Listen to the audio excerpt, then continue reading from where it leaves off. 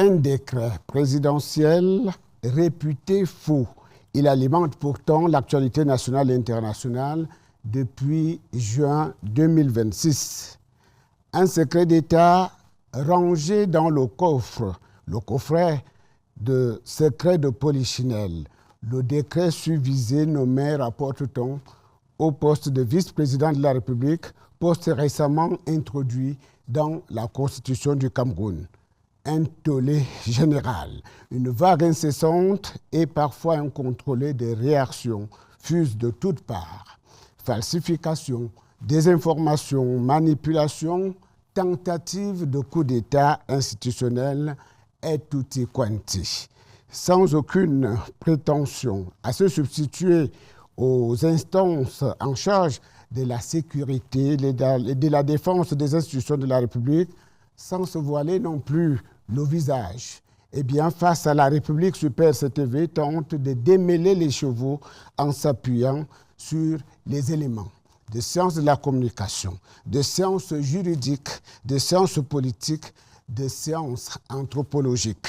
D'où, comme vous allez le constater, l'aréopage du plateau de cette édition datée juillet 2026.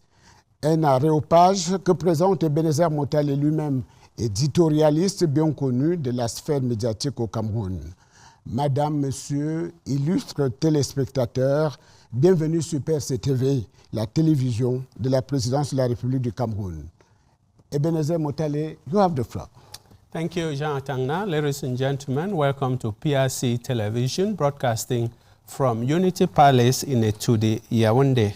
The program is Nation on Stage, and the title of the conversation we're going to have in a few moments is Disinformation and Public Opinion Manipulation, a Threat to the Republic. Our four-man panel of experts is in media regulation, communication sciences, political science, and anthropology. They will take us through the next 1 hour and a half. But who are these panelists?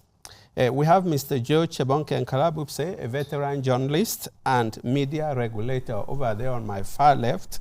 He is the current president of the National Communication Council, where he oversees the regulation of the media sector, including promoting professional ethics, addressing misinformation and hate speech, plus enforcing media regulation. The right person to be here.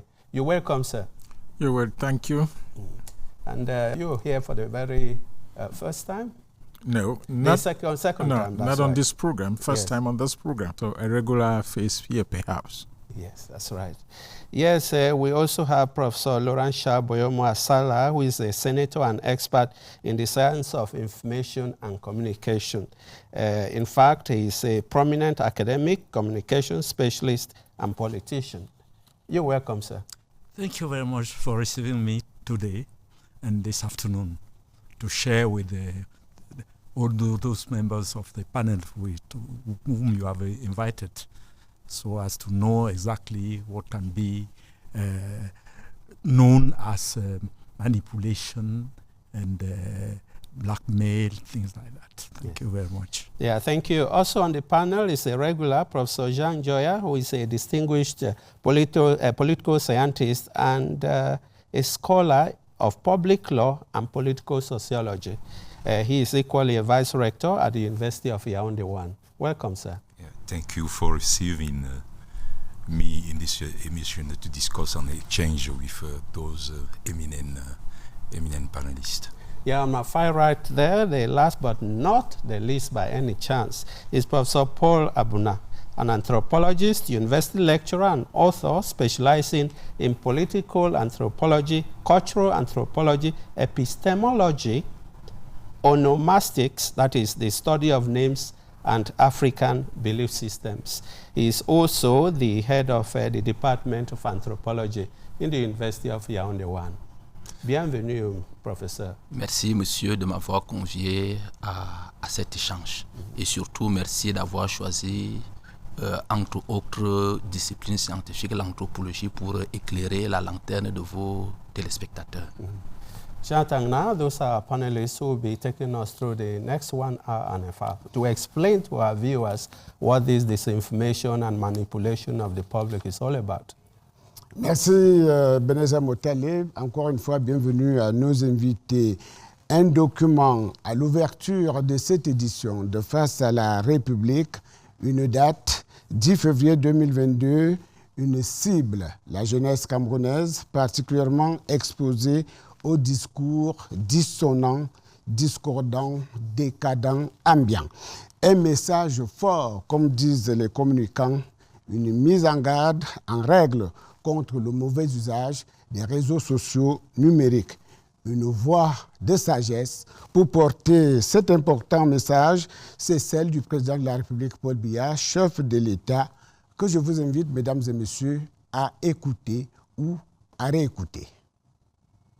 Si l'on peut se féliciter de l'appropriation rapide de la digitalisation par notre jeunesse, il y a lieu de déplorer par ailleurs les dérives que l'on observe dans l'usage de ces avantages technologiques, notamment dans les réseaux sociaux, où le vice, les discours de haine et la violence verbale foisonnent et ont de plus en plus droit de citer. J'invite par conséquent nos jeunes à faire un usage responsable, instructif et constructif des réseaux sociaux, dont la vocation première est d'offrir des espaces et des opportunités d'échange, d'information et de communication dans les domaines les plus variés. Voilà, Ebenezer Motale, je crois qu'il est de bon ton de recueillir les réactions des uns des autres autour de ce plateau. Je voudrais m'adresser au professeur Laurent-Charles Boyom-Massala, de par votre profil à la fois de politicien, vous êtes sénateur, et de spécialiste des sciences de l'information et de la communication, pour m'en tenir seulement à cela. Je sais que votre CV est bien plus large. Quelle est votre réaction à ce message que nous venons de réécouter? Alors, c'est assez particulier du chef de l'État d'être très au courant de ce qui se passe dans notre monde et plus particulièrement dans notre pays. Il n'est pas seulement au courant, il dénonce, il décrit et il oriente. Il est tout à fait dans son rôle. Et on peut comprendre que s'agissant d'un outil qui est très important pour le développement économique et social, ceci est indéniable, il attire l'attention sur ce qu'il appelle lui-même le mauvais usage. Alors, de ce fait, il met en avant deux éléments qui me semblent extrêmement importants à retenir. D'une part, il y a l'outil, dont l'outil matériel, et puis il y a le contenu. Sauf que très souvent, on passe très rapidement de l'outil au contenu en omettant la technique. Moi, j'appelle technique la capacité à mobiliser des concepts. Ce sont des concepts qui sont des concepts matériels quasiment. Ça veut dire une table, par exemple. C'est un mot qui peut être conceptualisé et qui renvoie à un outil matériel. La table, vous avez dit. La table. Donc, dans le cas d'espèce, il y a les téléphones, il y a les usages des téléphones. Entre l'usage et le téléphone, il y a la technique, c'est-à-dire la capacité à utiliser l'objet de manière satisfaisante pour soi-même et pour les autres.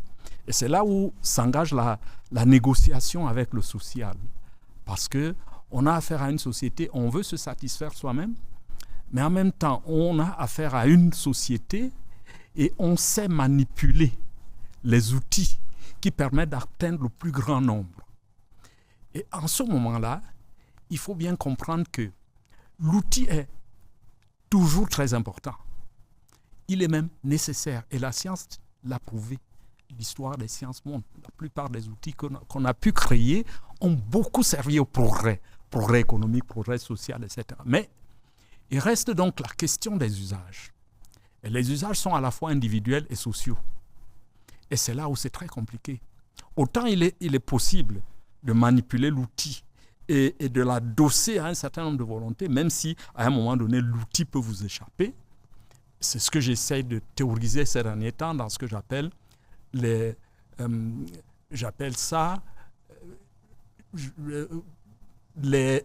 hémophilies informationnelles. Les hémophilies informationnelles traduisent dans mon sens le fait d'utiliser l'outil, mais d'être dépassé par l'usage de l'outil. C'est-à-dire on a l'impression que l'outil finit par s'approprier l'usage qui est fait de lui. Il se l'approprie au point qu'il s'émancipe et s'exonère de tout usage. Et c'est ça qui se passe. Ça veut dire que dans l'usage, il faut tenir compte de la relation entre l'outil et l'usage. Et c'est là qu'intervient à la fois l'éducation, la morale, les cultures. Et ça devient extrêmement compliqué à gérer. On peut bloquer l'outil, mais les usages, vous savez, et en même temps, l'outil peut vous échapper à l'usage. Permettez que j'interpelle l'anthropologue que nous avons sur ce plateau, professeur Paul Abouna. Est-ce que ce n'est pas un vieux problème depuis l'avènement, j'allais utiliser un grand mot, post-industrie? Le problème de science sans conscience n'est que ruine de l'âme. J'espère que je cite bien Rabelais. Professeur Abouna. Oui, vous faites bien de le dire. De façon générale, c'est un problème qui est aussi vieux que la création du monde à l'échelle globale. Parce qu'il est question ici de désinformation. Pour ceux qui sont chrétiens comme moi, ils comprendront que la désinformation se situe à l'aube de la fondation du monde, au jardin d'Éden. Et le désinformateur par excellence, c'était le diable, le serpent. Ça, c'est de façon générale. Et il y a des occurrences contemporaines de cette désinformation-là, vieille également en ce qui concerne le Cameroun. C'est pour ça que j'ai voulu un peu vous titiller sur la référence de 2022 que vous avez prise concernant le chef de l'État. Parce que la géographie du président Paul Biya montre que ce problème est contemporain à son accession à la magistrature suprême, et il est resté constant dans la dénonciation, constant également dans la pédagogie, parce qu'il ne se contente pas de dénoncer, il produit la voie à suivre.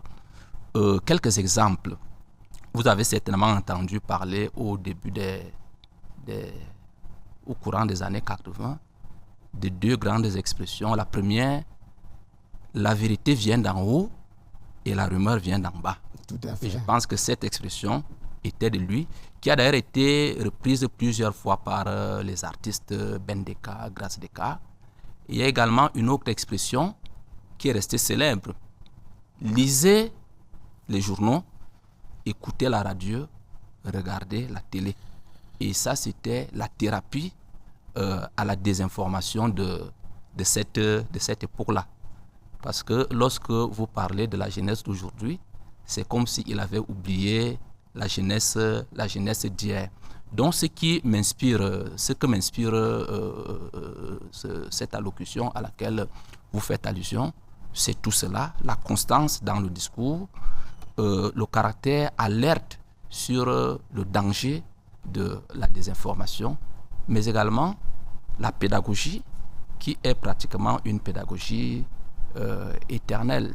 Je disais tout à l'heure que le maître, le champion de la désinformation, c'est le diable en personne. Et aujourd'hui, cela n'a pas véritablement changé dans la mesure où la désinformation à travers les réseaux sociaux porte l'estampille d'un sigle WWW qui veut dire World Wide Web, c'est-à-dire le monde large et la toile, une toile large dans le monde.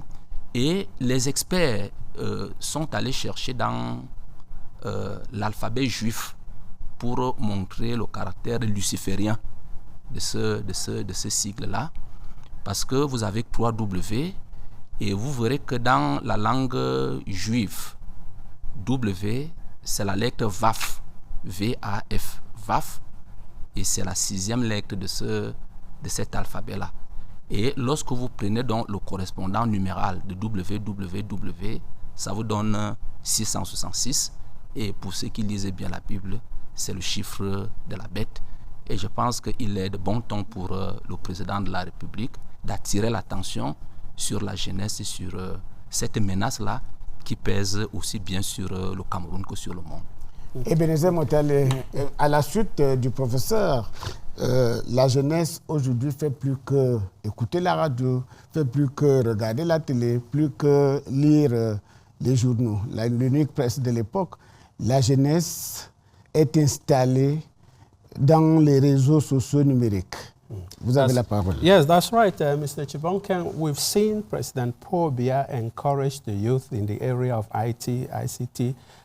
He was in Lycée-Leclerc at one time, he visited there. And recently, earlier this year, they inaugurated the intelligent rooms in Lycée-Leclerc just to encourage. But at the same time, just as he said in that excerpt, he was condemning bad habits as far as the internet is concerned and as far as the Cameroonian youth too are concerned with that particular area. Now, what is your reaction to that excerpt of the president?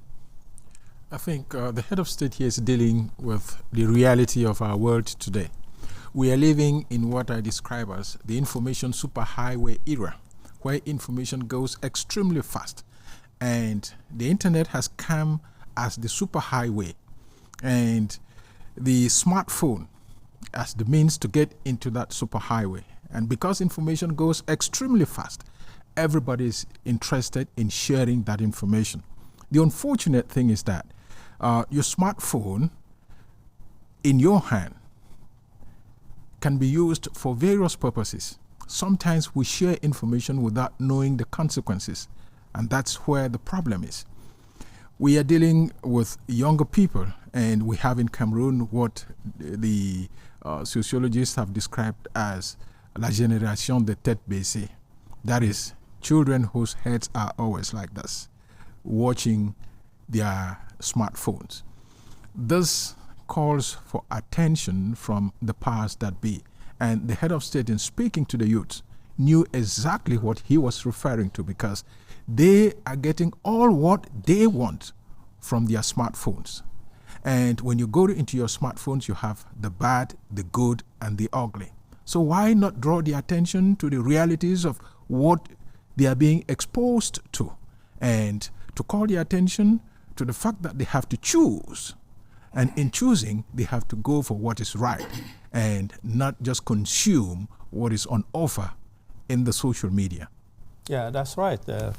Professor Njoya, you heard what he said and what political sociologists have always said. In some countries, they've banned children below 16 from having access to the internet. And what do you think, President Paul Biya, from what he was saying, could we eventually have a regulation? Oui, revenons d'abord sur cette mise en garde du chef de l'État pour dire d'abord qu'il accorde une importance particulière, évidemment, à l'usage d'Internet, dans la mesure où, dans la gouvernance universitaire, il a doté les universités de 500 000 ordinateurs, et il a doté les 10 universités qui existaient jusque-là, des centres du développement du numérique, ceci pour arrimer l'enseignement supérieur à la nouvelle gouvernance universitaire en termes de pédagogie. Donc il accorde une importance éminemment importante, n'est-ce pas, à l'usage de cet outil. Cette déclaration de février 2022, n'est-ce pas, est une façon pour le chef de l'État de fixer l'azimut clairement sur la façon dont on doit utiliser cet instrument. Et par ailleurs, il plante les premières banderilles en mettant en garde l'usage, le mauvais usage de cet instrument. Alors, ce que je puis dire, c'est que vous avez parlé de régulation. Moi, je crois qu'il faut des textes, il faut des cadres législatifs, mais il faut également la responsabilisation des jeunes. Je crois qu'il faut une culture des médias, n'est-ce pas, qui permet aux citoyens, n'est-ce pas, de façon autonome, de pouvoir faire le départ entre la bonne et la mauvaise information. Ce que je dois dire, c'est que la jeunesse ne peut pas s'en passer, même si dans notre pays on interdit à une catégorie particulière de jeunes. Ça sera assez difficile de le faire, puisque les programmes d'enseignement de l'école primaire à l'université, évidemment, n'est-ce pas, s'engagent à impliquer davantage le numérique, l'usage des réseaux sociaux dans l'enseignement. Donc, le chef de l'État met en garde contre un mauvais usage de cet instrument, et il nous revient, bien évidemment, de mettre en pratique une telle mise en garde dans un contexte, évidemment, où la vie politique est très structurée par une communication politique très dominée par les fake news. Tiens. Monsieur Chebonken, oui, professeur Boyoman. Non, je voulais conclure cette première séquence, mais si vous avez encore à dire, vous avez la parole. Je vous remercie. Je voulais indiquer que le thème de notre rencontre ici, c'est bien la désinformation. Désinformation et manipulation, de l'opinion publique. Très bien. Alors, le problème, c'est toujours que les pouvoirs, quels qu'ils soient, pouvoir politique, pouvoir économique, ont toujours eu maille à partir avec la communication. Pour une raison simple, c'est un outil qui les aide, qui les accompagne dans la prospérité, en affaires, mais qui est en même temps un outil extrêmement difficile à manipuler, parce qu'il est, comment dirais-je, assez têtu, et que chaque fois qu'on fait de la communication, on doit s'attendre à ce qu'il y ait quelque chose qui n'est pas vraiment dans le sens que l'on souhaite. C'est pour ça qu'il faut faire une différence entre une théorie de la communication et les pratiques. Parce que les pratiques visent un résultat. Elles visent à atteindre ces objectifs qui sont en général des objectifs de développement, des objectifs moraux, des objectifs éthiques, etc. Maintenant, l'outil est ce qu'il est. Il est tentateur. C'est un vrai diable. Et par conséquent, lorsque on le met à la disposition du public, on doit pouvoir être toujours en éveil, en alerte, pour faire face aux contre-actions qui naissent précisément de son usage. Vous prenez simplement le réseau sémantique. Par exemple, le droit positif vise la diffamation, la diffusion des fausses nouvelles, la distribution, etc., protège la vie privée, y compris évidemment des personnes publiques. Très bien. Mais les mots courants que nous utilisons notamment maintenant, ce n'est pas la diffamation, c'est la désinformation. Vous avez même ajouté la mésinformation, vous avez utilisé mésinformation, et même encore notre troisième catégorie que vous avez utilisée tout à l'heure, malinformation. Alors, évidemment, ces termes caractérisent quelque chose qui ne peut pas être saisi juridiquement. Et l'outil à travers lequel le pouvoir politique, le pouvoir en place, agit tout en essayant de contrôler les médias, c'est de leur permettre à la fois de prospérer en les contrôlant. Vous voyez qu'on est là dans une position de funambule, où on ne sait pas quel est l'objet que l'on saisit, parce que cet objet-là est fluide. Et le droit, si vous prenez le droit camerounais, il s'éparpille entre le droit civil, le droit pénal, y compris même le droit administratif, puisque la protection des personnes publiques relève, n'est-ce pas, d'un droit qui est plutôt public, même s'il n'est pas tout à fait administratif, c'est quand même le droit public. Alors vous comprenez que ça devient extrêmement complexes à manipuler. Et le seul axe qui prévale, seul peut-être pas, parce que l'anthropologue me dira, on peut aller questionner les cultures, oui, on peut trouver une voie à travers l'étude des cultures. Mais les seules voies possibles, c'est la prise de conscience. Et c'est ce que le chef d'État fait. Il prise de demande conscience. De prendre la conscience. Alors, vous permettrez donc, à ce stade de nos échanges, que je retienne que le diable se trouve toujours derrière le détail technologique et qu'il faut beaucoup de responsabilités pour manipuler les nouveaux outils qu'offre la communication moderne. Et je voudrais que l'on sorte de là en réitérant cette invite du chef de l'État aux jeunes à faire un usage responsable, instructif et constructif des réseaux sociaux dont la vocation première est d'offrir des espaces et des opportunités d'échange, d'information et de communication dans les domaines les plus variés. Application pratique. Au cours des dernières semaines, vous avez entendu une information qui a circulé, qui continue de circuler. Alors je voudrais savoir, de tous les récits en circulation sur l'affaire du vrai faux décret présidentiel, que peut-on retenir? Mesdames, messieurs, on enlèvera ce qui est inutile. Messieurs, chers invités, qu'en avez-vous retenu de cette affaire, professeur Njoya?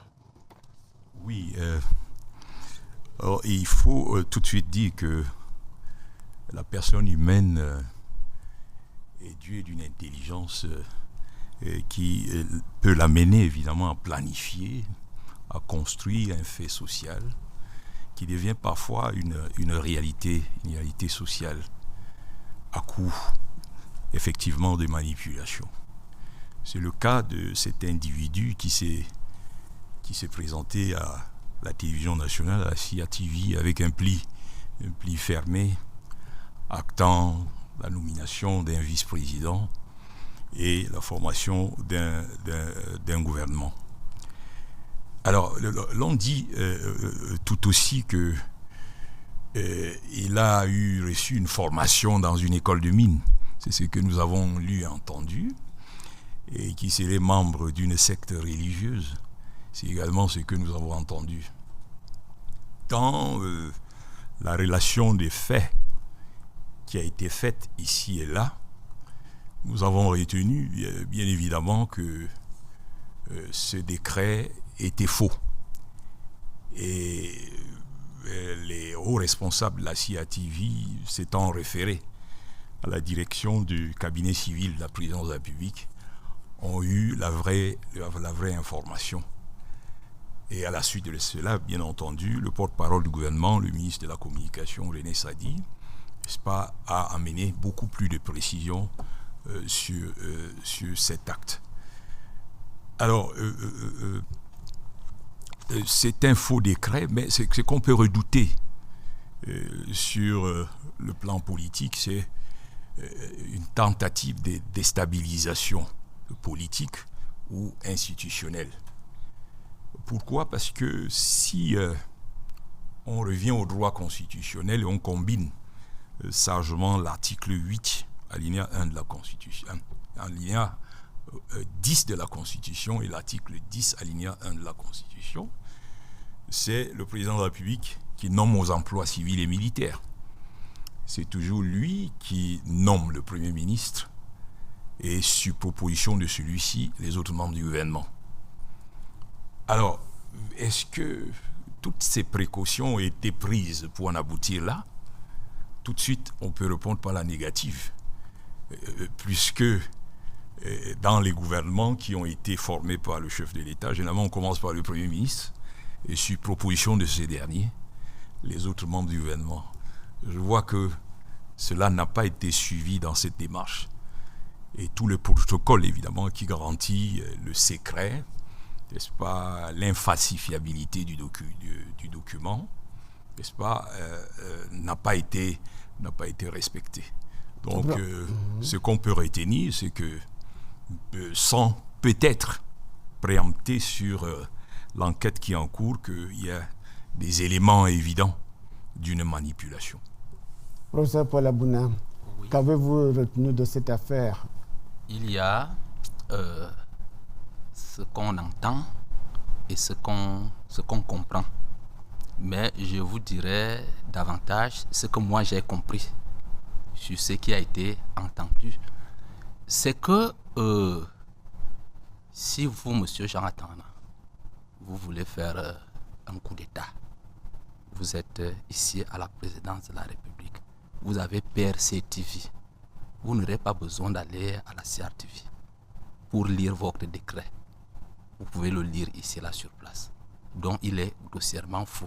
Mais ce qu'il faut davantage retenir, le professeur Jean Joël l'a dit tout à l'heure, c'est la déstabilisation de l'État au plus haut point.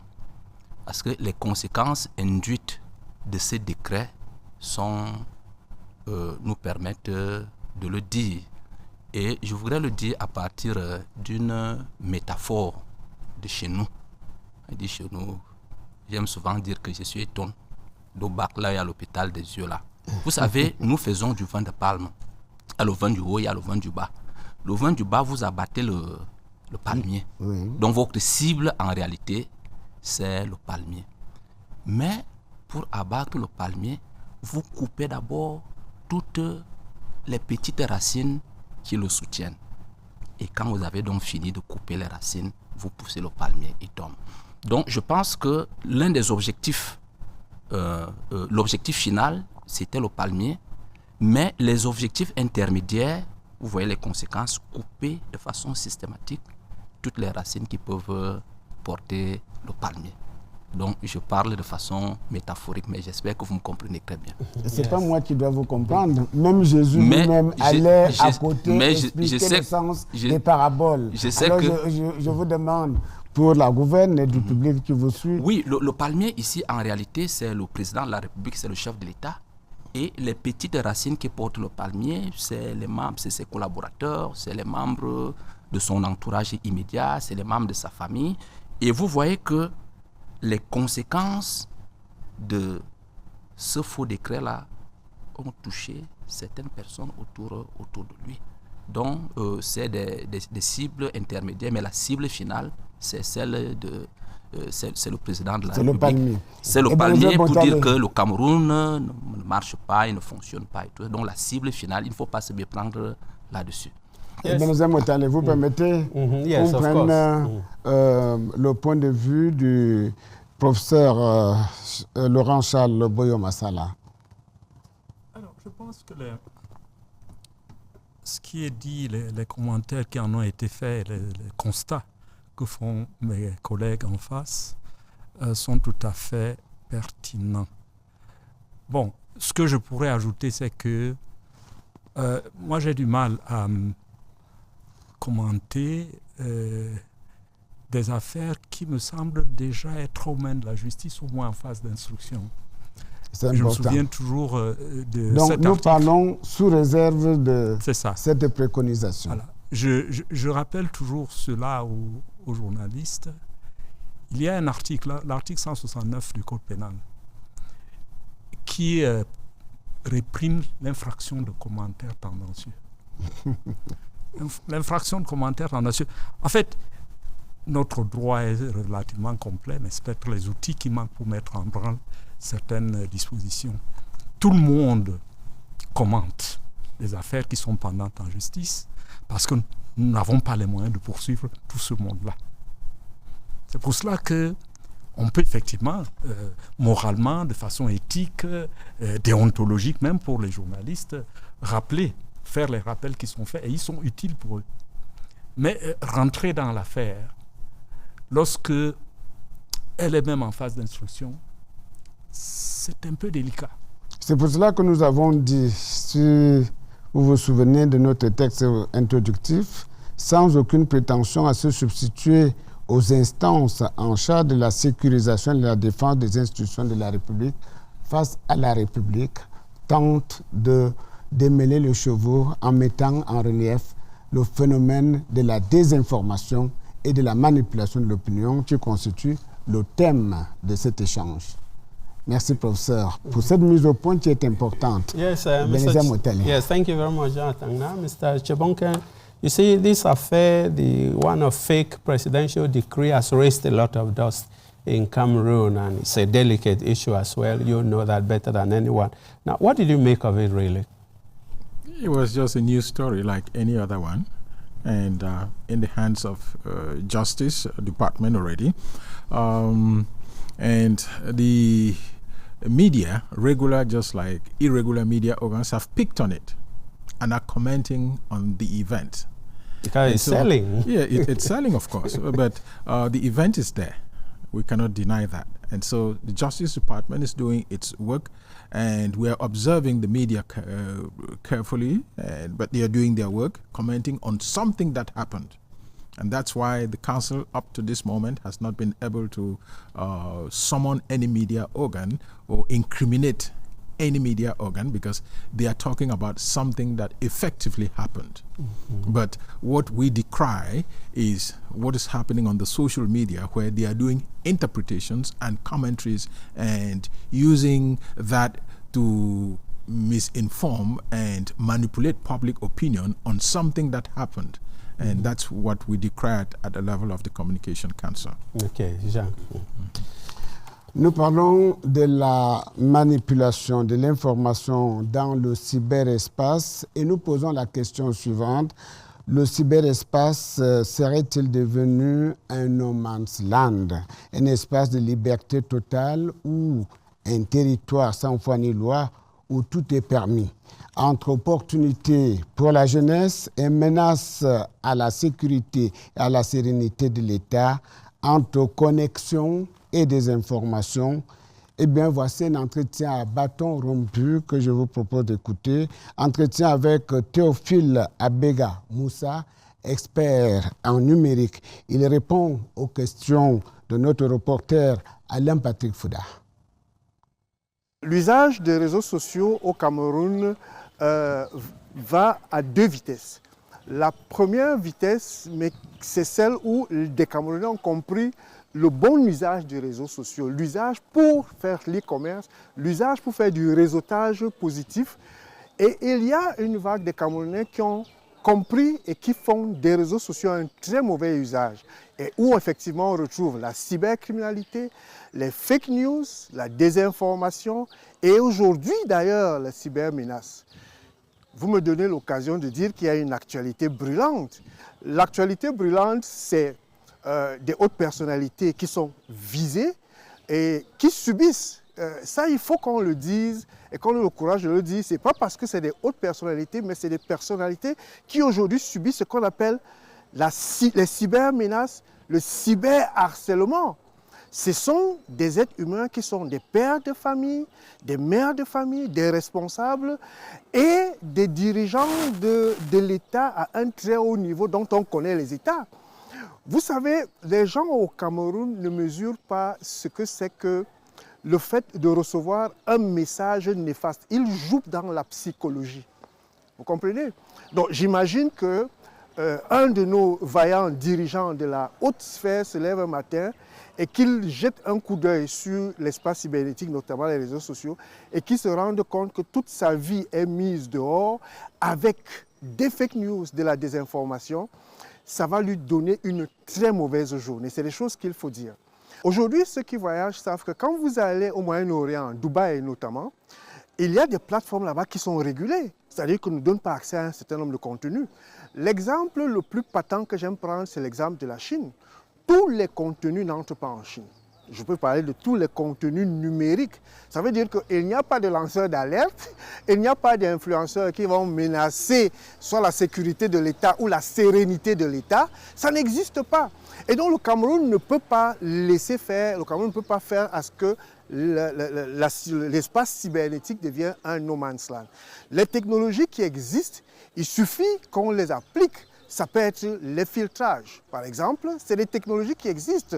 Ça peut également être une coopération avec les plateformes qui sont chez nous. Là, vous me permettez d'aborder notre dimension. Il est vrai, et c'est un pic que je veux faire à nos dirigeants, qu'ils ne prennent pas très au sérieux le numérique très souvent. Ils ont tort. Vous voyez qu'aujourd'hui, quand vous avez des hauts dignitaires qui sont éclaboussés, ça vient du numérique. Peut-être que ça doit être le moment qu'ils se réveillent et comprennent que le numérique, c'est vrai, c'est bien, mais le numérique est aussi dangereux. Et qu'est-ce qu'il faut qu'on fasse? Alors, qu'est-ce que je voulais dire? Je voulais dire qu'il y a ce qu'on appelle la diplomatie numérique. Aujourd'hui, il faut pouvoir avoir des représentations de Facebook au Cameroun.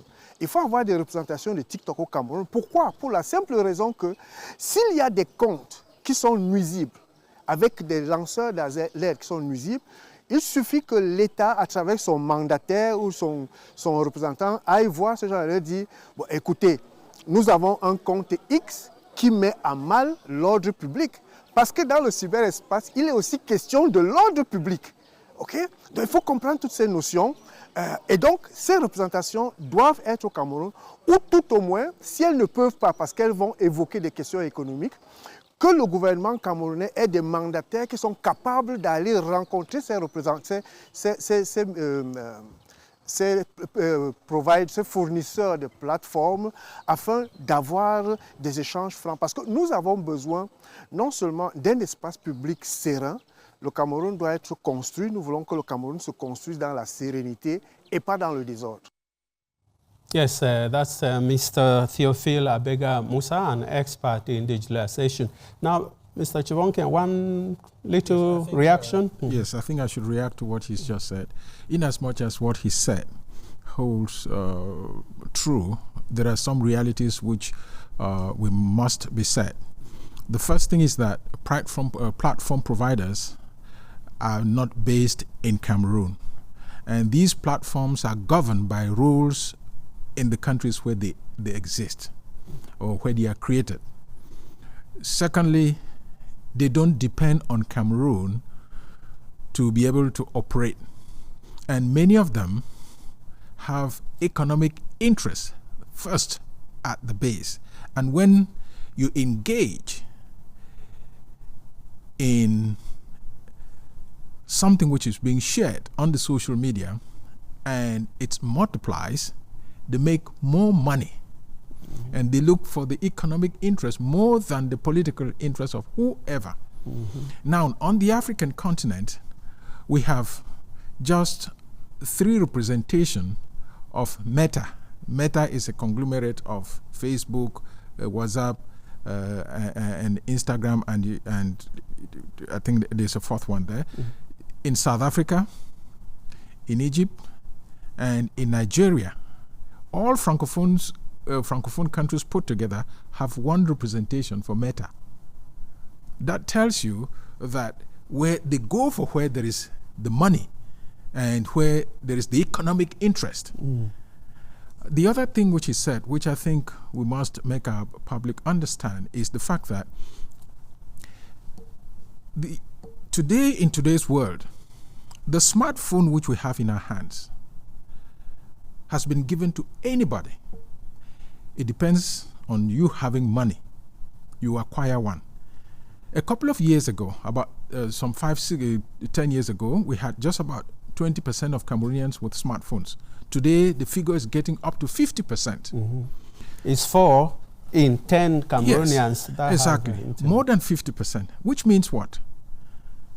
More than 50% of Cameroonians, or let's say about 15 million Cameroonians, have become journalists who have not been trained.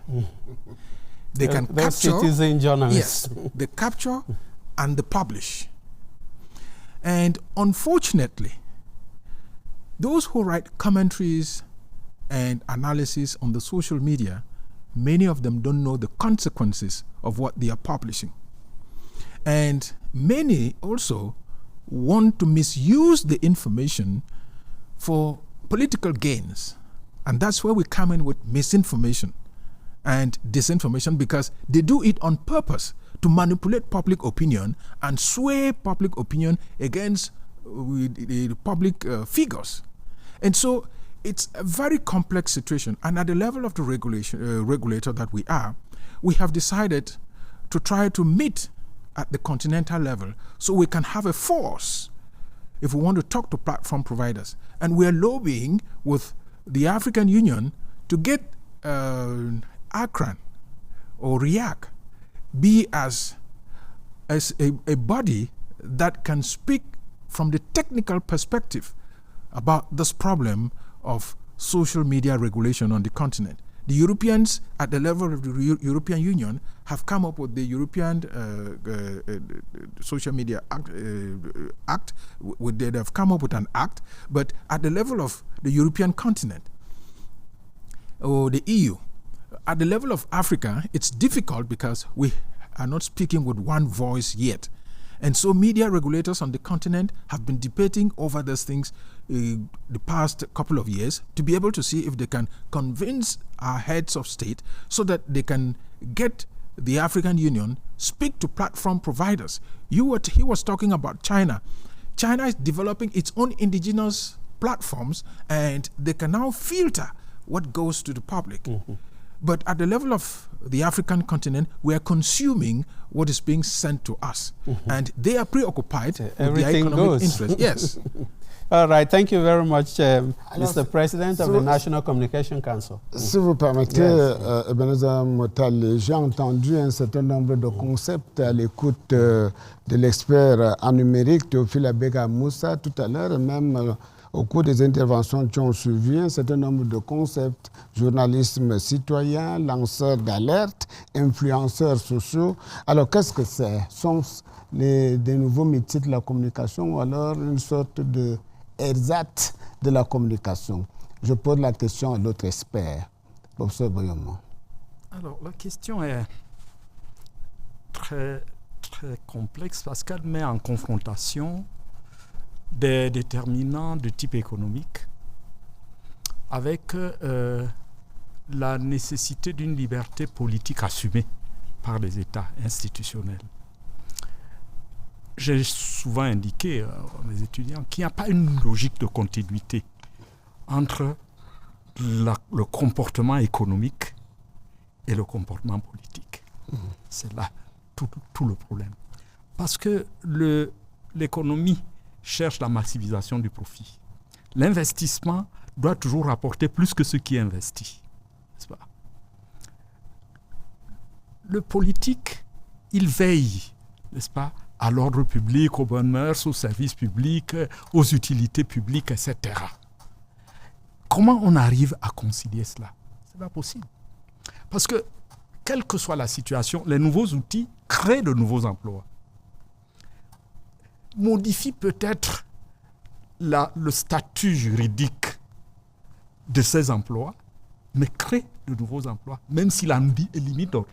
Vous avez dit qu'il y a là-dedans effectivement tout un jeu, n'est-ce pas, entre le devant, l'arrière et le devant. Vous voyez. Et donc, à partir de ce moment-là, quelle que soit la situation, il y aura toujours ce conflit entre l'économie et la politique. Maintenant, ce que je veux indiquer, c'est qu'il faut bien réfléchir sur ce que nous voulons. Les contenus sont tenus par les contenants. Si vous êtes logique avec vous-même et que vous voulez freiner les contenus, agissez sur les contenants. Ça veut dire que si on estime que le fait que les outils techniques se démocratisent, tout le monde peut y avoir accès, on peut avoir un téléphone à, je ne sais pas moi, 50 000 francs, je dis peut-être n'importe quoi, ben, on interdit l'importation des téléphones. C'est-à-dire on prend la responsabilité. Bien sûr que ça va avoir des effets pervers du point de vue de l'économie, mais c'est une responsabilité que l'État peut assumer au nom de l'ordre public. Il peut décider qu'on arrête ici et nous allons travailler sur les technologies de manière à ce qu'elles correspondent à nos coutumes, à nos mœurs et à nos objectifs de développement. Mais si vous travaillez sur les contenus, vous laissez les contenants. Alors, vous suscitez là un malaise social parce qu'aujourd'hui, quand il y a un problème, on punit le journaliste. Or, quand vous regardez l'économie d'une organisation médiatique, le journaliste est un agent, c'est un employé. La personne qui doit répondre, c'est he who owns the piper calls the tune. Tout à fait. Yes, the piper calls the tune. In effect, what you're saying, Yes. I accept what you're saying. But there was a time when I was appointed by the head of state, I went round and media proprietors were pleading with the council that we should do incisive punishment or sanctions. That is, we go for the person who has done the crime, because if you punish an entire institution, you leave many more families on the street. We are together. Yeah, so Yes. I just wanted to explain that. Yes. And to come back to the question which he asked you about the specificities of the social media today. That's what has brought in the names you just mentioned, bloggers. These are people who are very active, and the evolution of technology has brought in new concepts and new names that go along with that, the specificities of the social media today. That's why you have bloggers, you have influencers, you have this and that, and so those are people who are very active on the social media, and so they have names that correspond with what they do on the social media. It might interest you to know that Gabon has banned the usage of social media in Gabon. Now it's been running for the past 3 months. Wow. Yeah, Jean, Jean Atangna, well, that's the regulator speaking. So we continue, right? So, gentlemen, you will agree with me that fake documents used to look fake. Not anymore. Today, a lie dressed as a decree travels faster than the truth. Henceforth, that's a reality we may unfortunately have to live with. My colleague, Gemda Bwinda, explains it all. We live in an era when a document can be drafted in minutes, aged in seconds, and believed within the hour. The question before us is no longer whether a decree is real or fabricated. That would be simple. The unsettling truth is this: how easy has it become to manufacture political reality itself? Disinformation is no longer the crude propaganda of another century. Photocopied tracts, whispered rumors, clumsily forged signatures. Today, it is an industry. It employs specialists, commands budgets, operates distribution networks, and most dangerously, it wields algorithms. A document fabricated in a back office by morning can trend nationally by afternoon and internationally by nightfall, carried not by journalists but by ordinary citizens who neither verify nor question, they only forward. The techniques are deliberate and increasingly sophisticated. Digital forgery tools allow bad actors to replicate official letterheads, reproduce institutional fonts, clone authentic signatures with pixel-perfect precision. Metadata can be manipulated, dates inserted or erased. The very architecture of official documents, seals, reference numbers, administrative language can be mimicked with alarming accuracy by anyone with moderate technical skill and malicious intent. The dissemination is equally calculated. Forged documents are rarely released into the open. They are seeded, dropped into closed messaging groups, shared peer-to-peer, allowed to gather momentum in spaces where verification is neither expected nor practiced.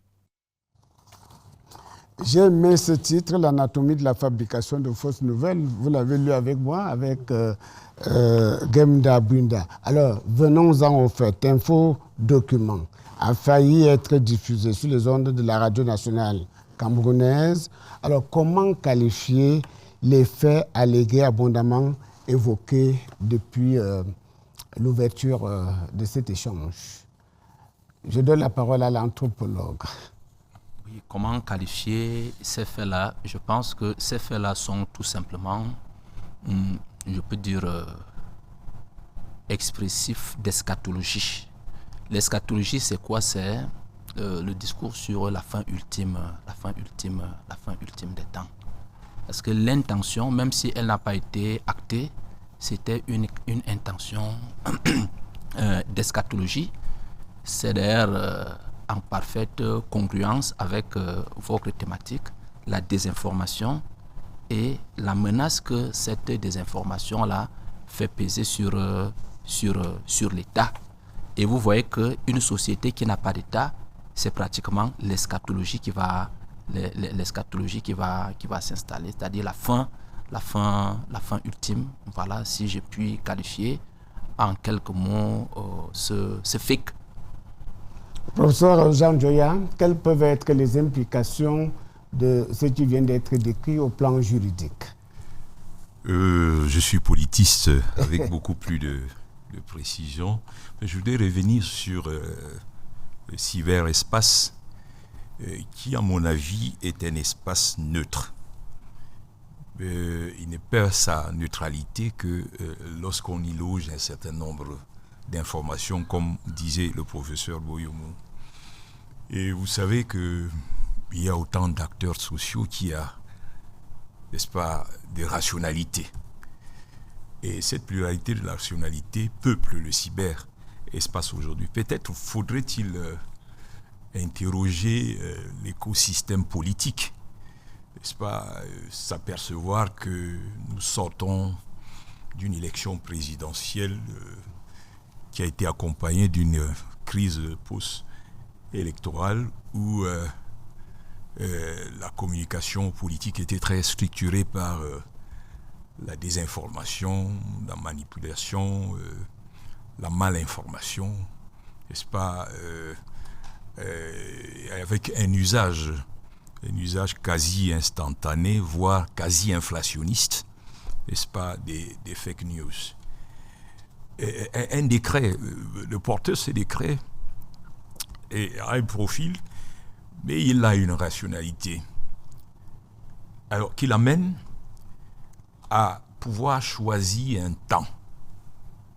Un temps, ce temps, c'est le temps de l'attente d'un certain nombre de décisions importantes du chef de l'État. Et il a annoncé, il y a quelques mois, cela veut dire que cet individu est doué de rationalité et choisit, n'est-ce pas, intelligemment le temps.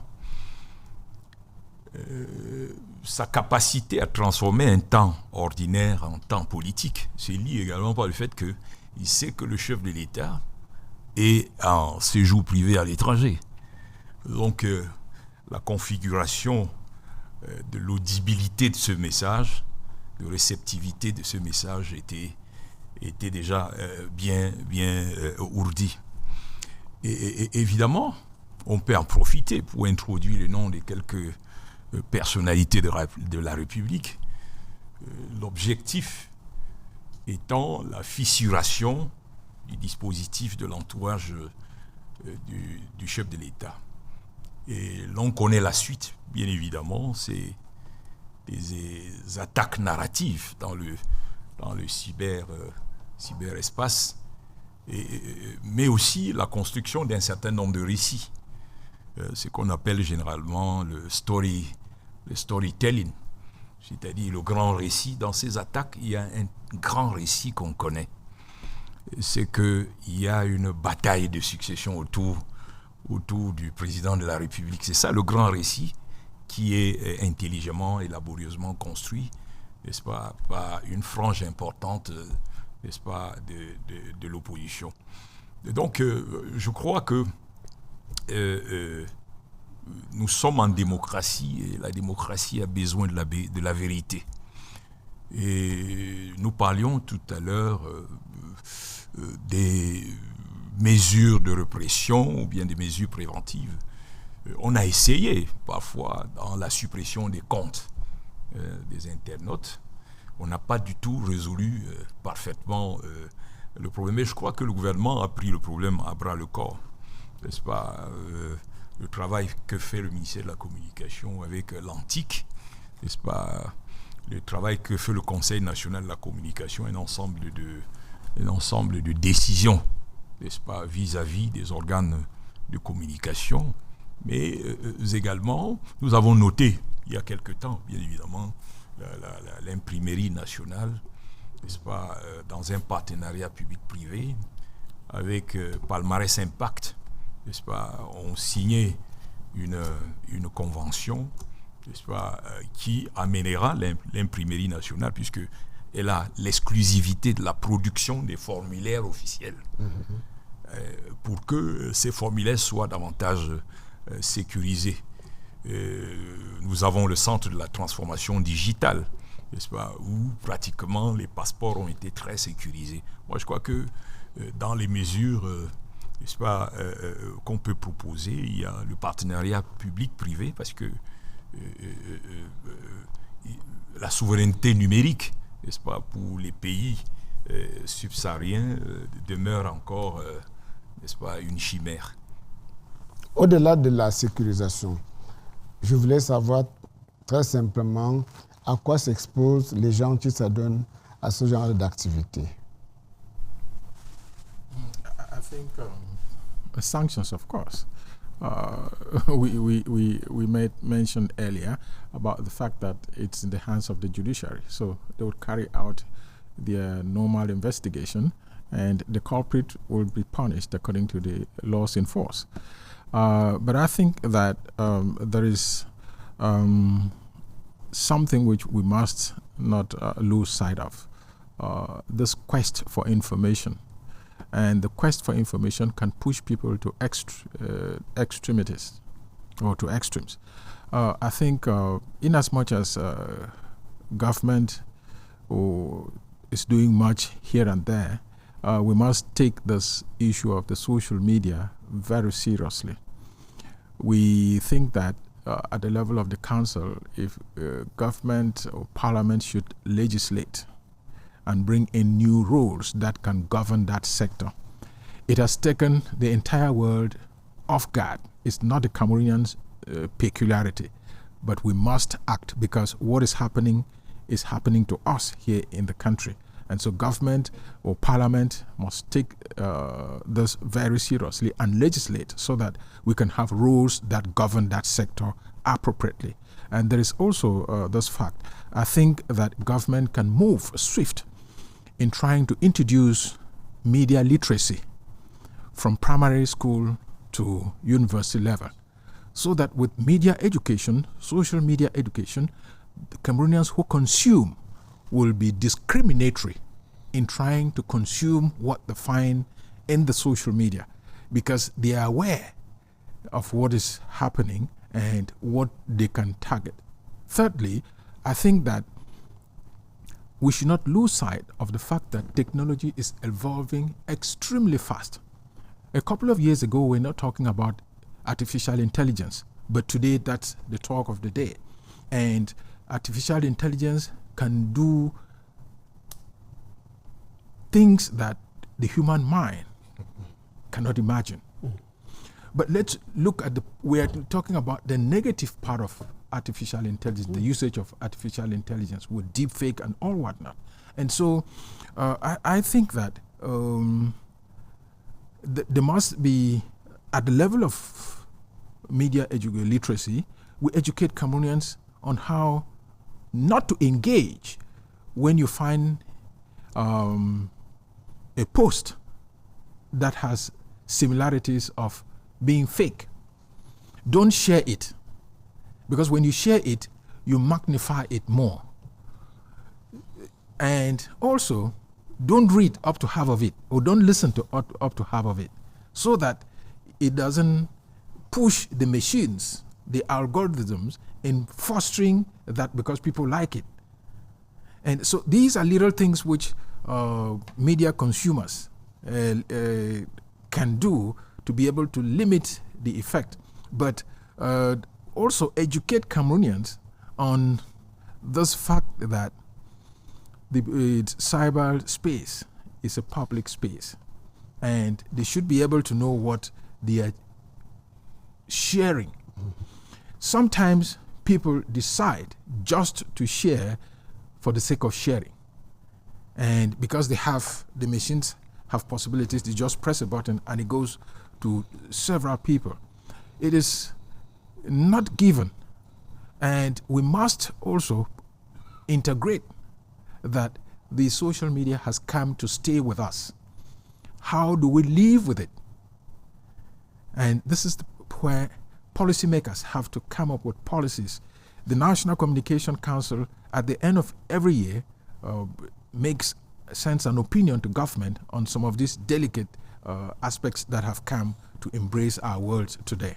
Yes, Professor Boyomo, it seems as if the president there is saying that that social media platforms should bear greater responsibility for the contents that they circulate on those platforms? Of course. But you know, I think before coming to that, because I don't know if we are moving now toward the conclusion of the program. No, not yet. Because not yet. I wanted to come back to the constat that we have made. Je voudrais expliquer que, de mon point de vue, il faut sortir ici du piège médiatique de l'actualité et du piège médiatique du journalisme. Les bons journalistes ne font pas de la diffamation. Donc, à la limite, ils ne sont pas concernés. C'est des problèmes de comportement, de déviation des comportements. En revanche, il faut dater ce de quoi nous parlons. Ce n'est pas la première fois que se produit ce problème d'information qui fuit, de manipulation. Au moins depuis l'avènement des réseaux sociaux, d'Internet, etc., il y a eu une accélération et une multiplication avec une divulgation plus importante. Mais, en réalité, on a toujours connu cela. Maintenant, il faut également sortir, comme je l'ai dit, de l'ornière médiatique, parce que ce qui se passe, c'est que les fuites d'informations naissent de quelque part. Ces fuites d'informations ne concernent pas que les journalistes. Les journalistes sont en général les récepteurs. Les médias sont les récepteurs. Évidemment, on leur enseigne de devoir puiser à d'autres sources, multiplier les sources, confronter, y compris aller rencontrer des gens qui sont concernés pour échanger avec eux et sortir la vérité. Mais pour moi, ce n'est pas de ça qu'il s'agit. Il s'agit ici de considérer qu'il y a une propension des institutions, publiques ou privées, qu'à un certain moment, il y ait des fuites partout. C'est ce que j'appelle hémophilie informationnelle. C'est ce que j'ai donné ce mot-là dès le départ. Hémophilie informationnelle. Moi, je suis hémophile.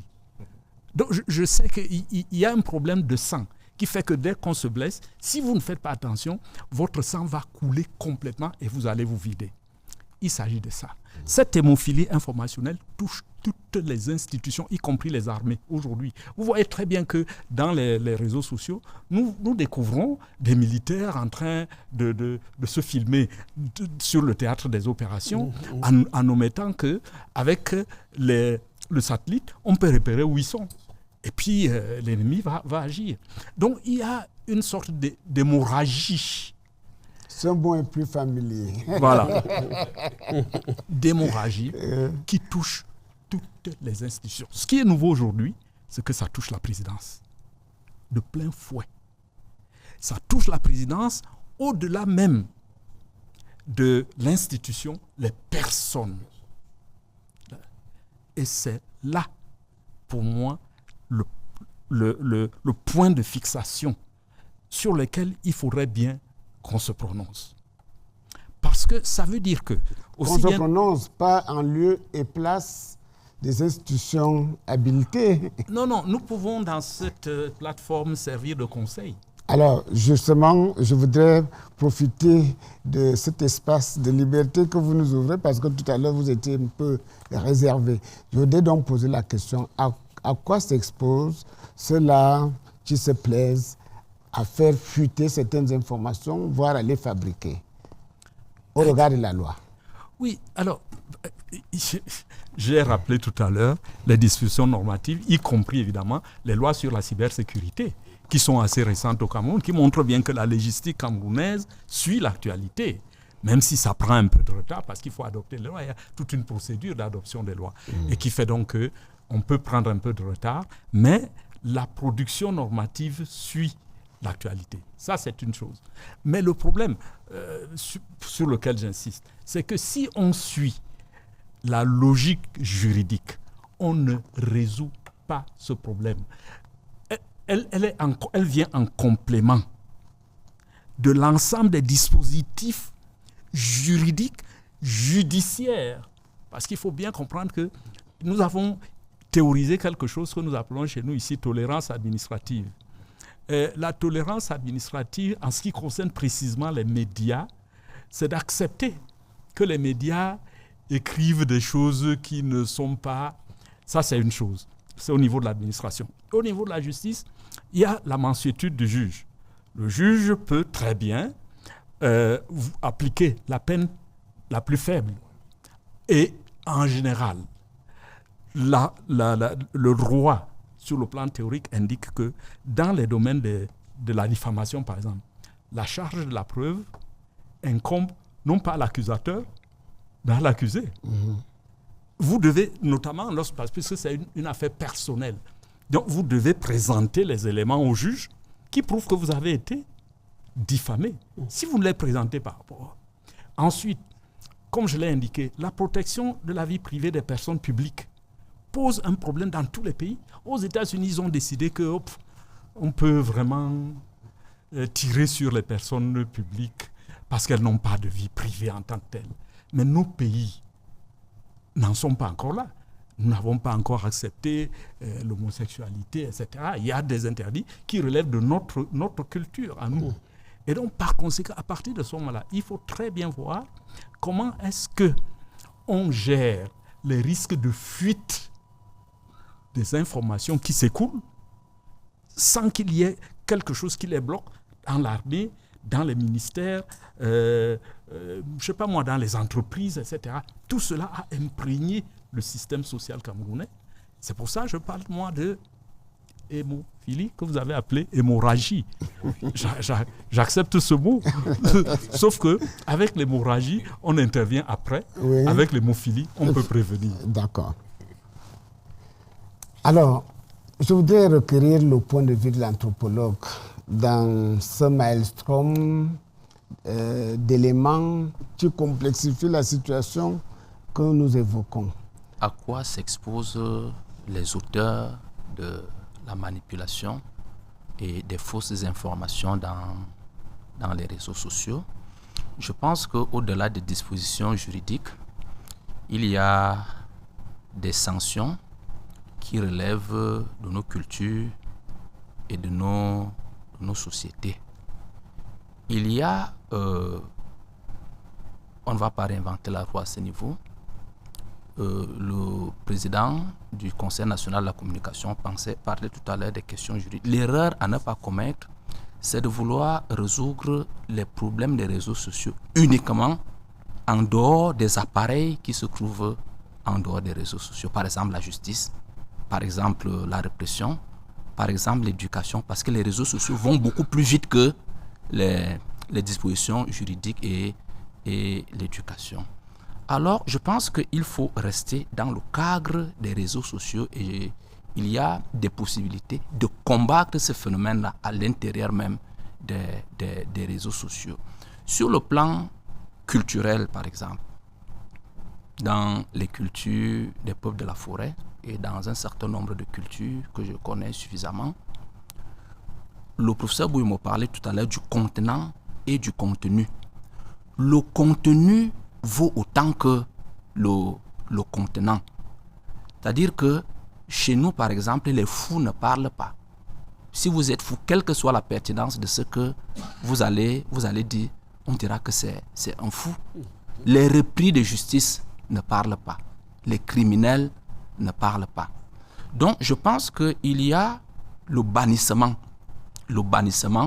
un bannissement social bien construit auquel les auteurs de ces fake news-là peuvent s'exposer. Il faudrait tout simplement que les populations soient informées qu'ils sont accoutumés des fake news. Vous connaissez l'histoire du berger menteur, oh la panthère, on sort, il n'y a pas de panthère. Mais le jour où la panthère est arrivée, on a dit, il a coutume de le dire, la panthère la dévorer. Donc il faudrait donc qu'on construise méthodiquement un discours. D'abord, une exigence de vérité, qu'on restitue la vérité sur ces faits, qu'on fasse la justice et qu'on prenne des dispositions. Donc vérité, justice et sanction. Parce que c'est ce cryptique-là qui va exposer donc les diffuseurs de fake news. Et je pense qu'il y a déjà un certain nombre d'organes de presse qui le font au quotidien. Je ne vais pas les citer ici là, au quotidien, où on fait l'inventaire des fausses nouvelles qui ont été diffusées dans un espace et dans un temps précis. Donc il y a donc ce bannissement-là, il y a l'exigence de restitution de la vérité, l'exigence de production de la justice et bien évidemment des mesures conséquentes. Il y a des spécialistes de la communication, je parle là sous le contrôle du père professeur Boyo Massala, qui peuvent trouver des mécanismes de combattre d'abord ces réseaux sociaux à l'intérieur des réseaux sociaux avant que les autres dispositions n'interviennent, la justice, l'éducation et tout ce qu'on peut imaginer dans ce sens-là. Yeah, we continue. You continue with Mathias Kwemeko.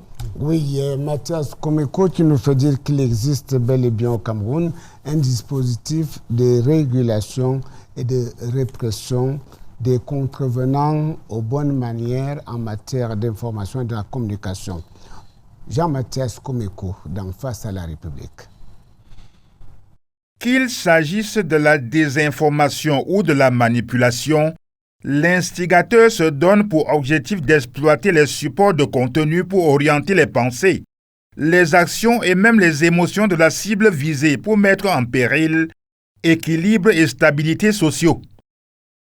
On joue sur la psychologie du corps social, prend appui sur les attentes sociales et cultive appréhensions et incertitudes sur les grands défis de la collectivité nationale. Ce faisant, on cherche à attiser aussi la polémique et la controverse et entraîner la barque dans la tourmente. Hier, aujourd'hui et certainement demain, les rumeurs, plus vieux médias au monde, dit-on, ont fait et continuent de faire leur part dans l'agitation de l'opinion et le véhicule de fausses informations, souvent pour noircir ceux qui gouvernent et entretenir en permanence un subconscient social autour de l'imminence de l'apocalypse. Aujourd'hui, les réseaux sociaux auxquels est constamment exposée la fragile jeunesse de notre pays se donnent pour ambition de distiller les discours haineux, de faire mousser les contre-vérités sur les personnalités publiques pour les discréditer aux yeux des populations pas toujours au fait des intentions cachées. Également, la force de la circulation des documents falsifiés ou tout simplement faux, montés en épingle sur des contenus creux, commence à tenir le haut du pavé. La tendance étant de les attribuer aux autorités qui en sont totalement ignorantes. Ici, le faux et l'usage du faux en écriture publique sur les affaires publiques pourrait aller jusqu'à faire penser que la fissuration de l'ordre social et politique est au centre des calculs souterrains et des réflexes complotistes pour convoquer le chaos social. Parce que l'impact de la désinformation et de la manipulation est criminel, le législateur camerounais, par exemple, a mis en place un arsenal de sanctions.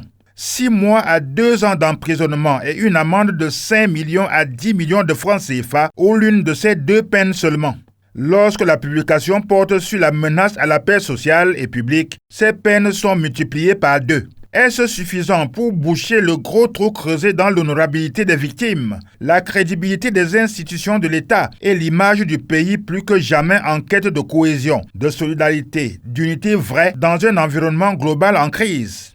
En réalité, aucune sanction légale contre la désinformation et la manipulation ne pourrait être à la hauteur des pertes collatérales qui érodent l'orgueil de la patrie et ensevelissent la fierté d'un peuple jaloux de son devoir patriotique. L'élite politico-administrative, les formations politiques et la société civile pourraient, chacun à son niveau, joindre leurs forces à la destruction de l'édifice désinformation et manipulation pour préserver l'intérêt suprême et l'ordre républicain. Well, thank you very much, Mathias Kwemeko. Mr. President, I just want us to stay within the consequences of this act, because it looks as if some Cameroonians are not aware of the consequences. We saw in that report there that it's heavy. You see somebody going to fake a presidential decree. You should be aware that the consequences are very heavy. Well, is it ignorance that causes an individual to go ahead with that, or what is it? The consequences are well known. There's enough education on what it is. I think it's not ignorance.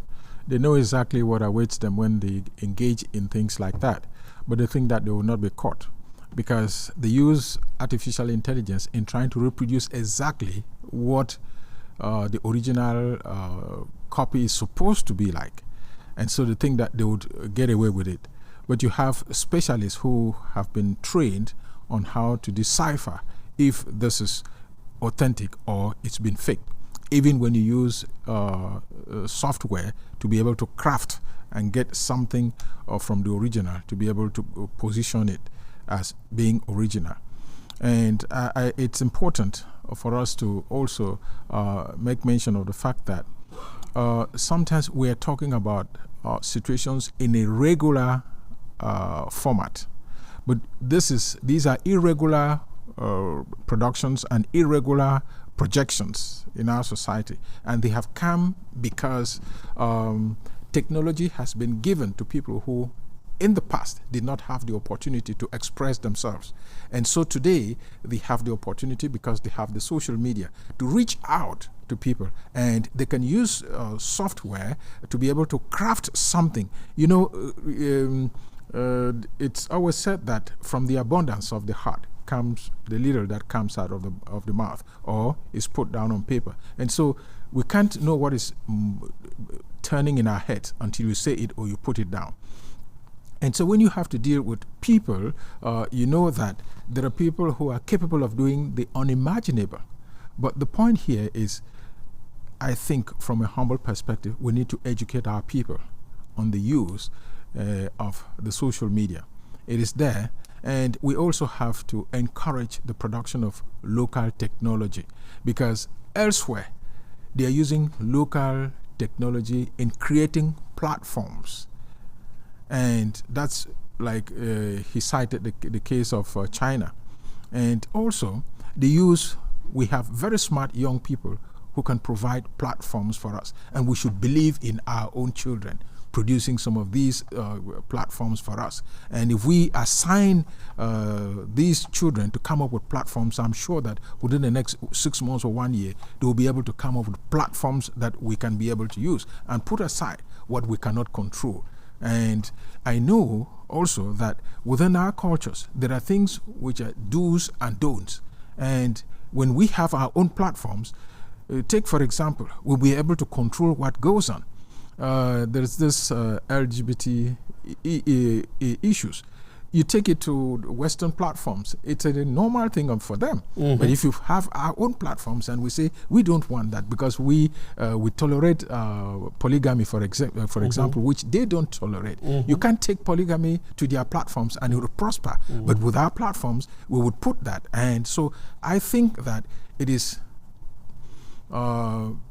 left to us to encourage our very smart young people to be able to come up with substitutes of what we are being fed with from the West. Yes, thank you very much, Professor Njoya. You see this situation, a young, educated young man who presumably knows the consequences of his act goes ahead. Is it ignorance or what pushes him?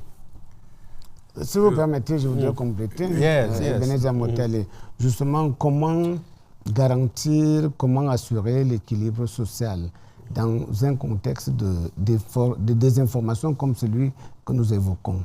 Nous commençons à atterrir, à amorcer l'atterrissage de cette émission. Oui, je crois qu'au regard de la pluralité des formes de manipulation et de désinformation, qu'on parte de la simple infox, c'est-à-dire le fake news, n'est-ce pas, au biais contextuel où l'on utilise une information vraie pour d'autres desseins, jusqu'à la manipulation audiovisuelle avec un usage de l'intelligence artificielle ou bien la construction des grands récits mensongers.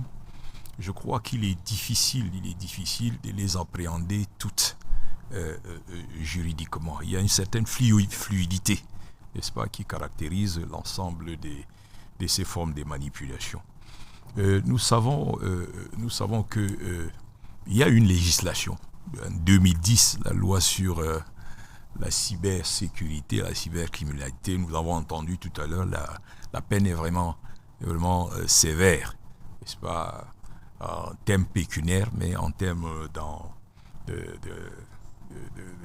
d'enfermement ou bien d'emprisonnement ferme.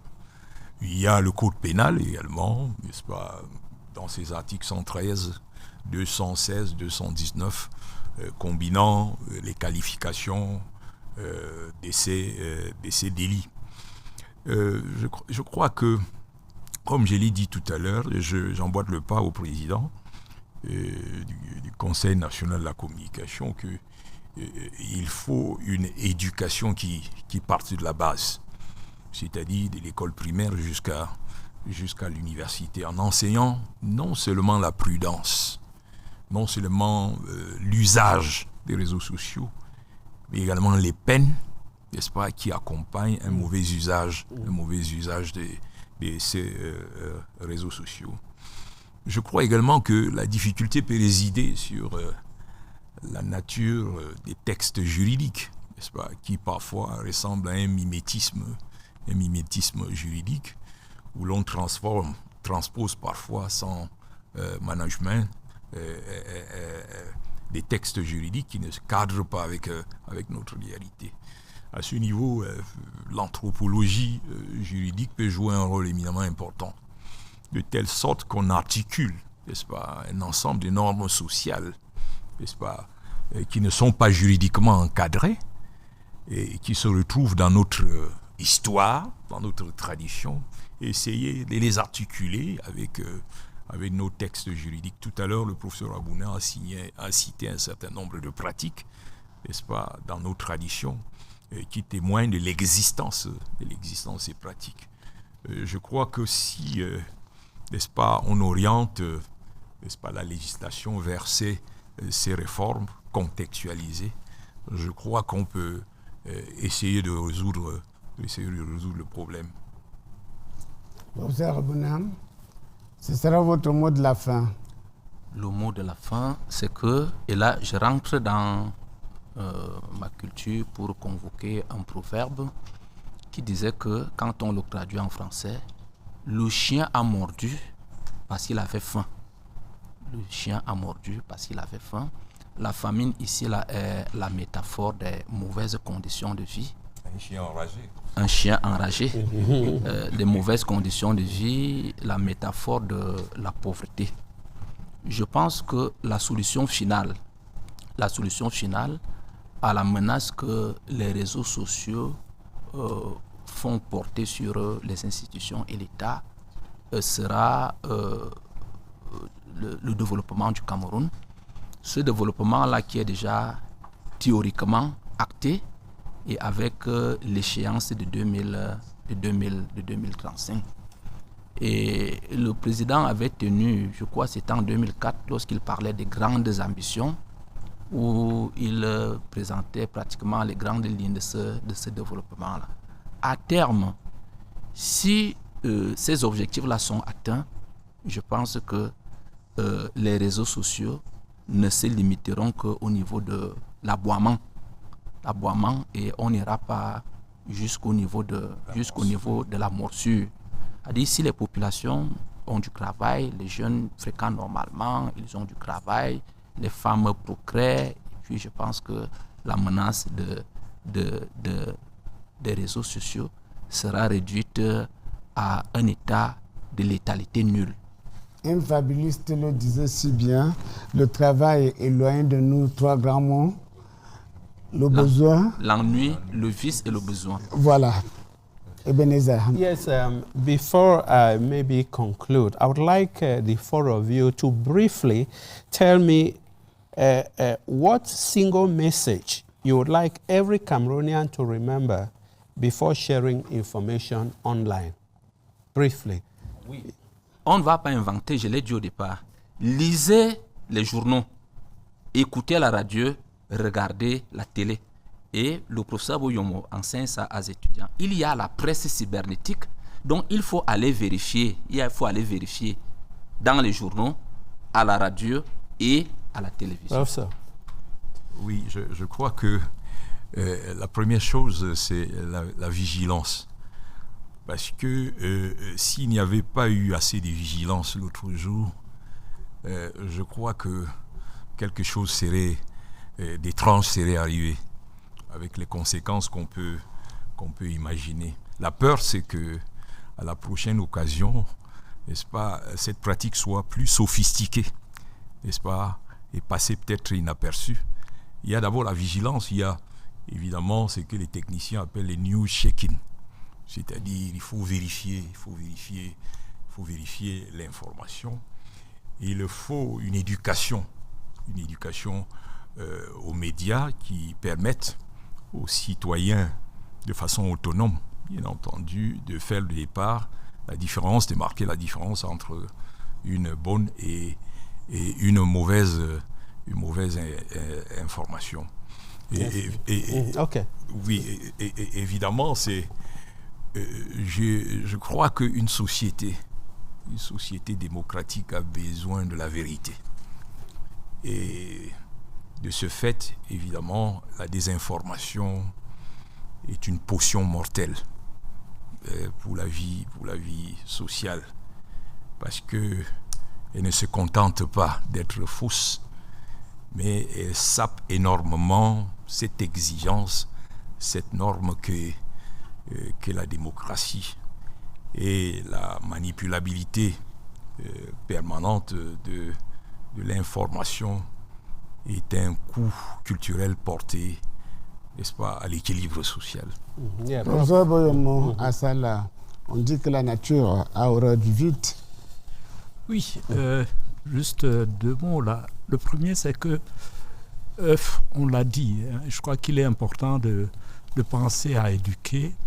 Les pays anglo-saxons et même les pays anglophones en Afrique, Nigeria, etc., ont inventé un concept qu'ils appellent media literacy, dont le président a parlé.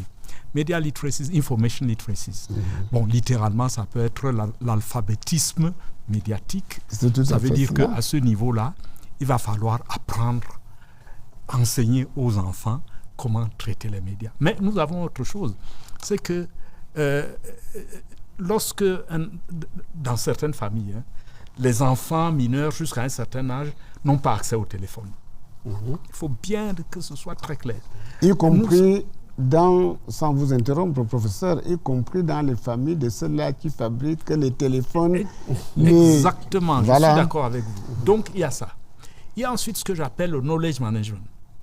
Le knowledge management vous conduit à savoir, à partir de l'activité que vous avez et à partir des institutions auxquelles vous appartenez, comment vous pouvez manager le savoir, notamment relativement à la manipulation des documents. Parce que l'information part des documents, part des pratiques, des propos que l'on tient. Et naturellement, le knowledge management vous pointe les moments où il faut restreindre l'accès aux documents et les moments où on peut ouvrir. Et l'avantage ici, on le fait dans les administrations, on enseigne ça dans les pratiques administratives. Mais l'avantage ici, c'est que comme la plupart des pratiques administratives prennent le relais aujourd'hui des technologies, etc., on agit sur ces technologies-là pour pouvoir restreindre. C'est ça que moi j'appelle le knowledge management, la gestion du savoir. Voilà. Yes, Mr. President. I think one of the key things which we must do is to communicate. Those who have the facts should communicate. And we should educate the younger people to be discriminatory when they are consuming social media content. And also, we should be able to take bold steps like other countries have done if it comes to the question of restricting social media access. We can be able to do that, especially with younger people.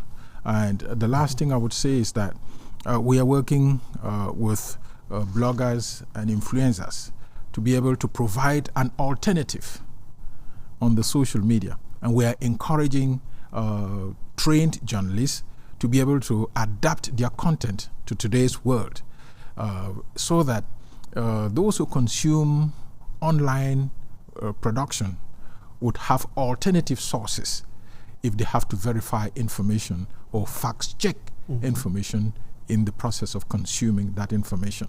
And we also want to encourage our younger people to be able to be creative and also to know the social realities and the social implication and the moral obligation that they have when they have access to content online. Yeah. Gentlemen, we want to thank you immensely for coming, for bringing your perspectives on this wonderful conversation on a very interesting topic as well. And my colleagues behind the cameras who have made this program possible too, our gratitude goes to them. Jean, you conclude. Exigence de vérité, exigence de justice, exigence de sanction.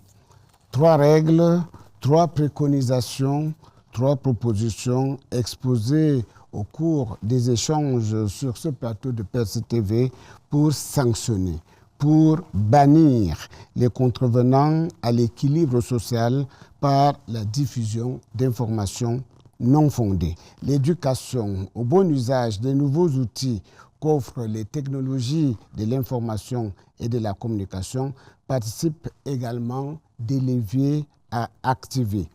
Le président de la République continue d'inviter à faire bon usage des nouveaux médias numériques, à en faire un usage responsable, instructif, constructif. Mesdames, Messieurs, merci de nous avoir prêté votre attention. Messieurs, merci d'avoir mis à disposition votre expertise et votre expérience pour édifier sur le jeu et les enjeux qui se profilent derrière la désinformation et la manipulation de l'opinion publique. Point final. À Face à la République, édition de juillet 2026. À très bientôt.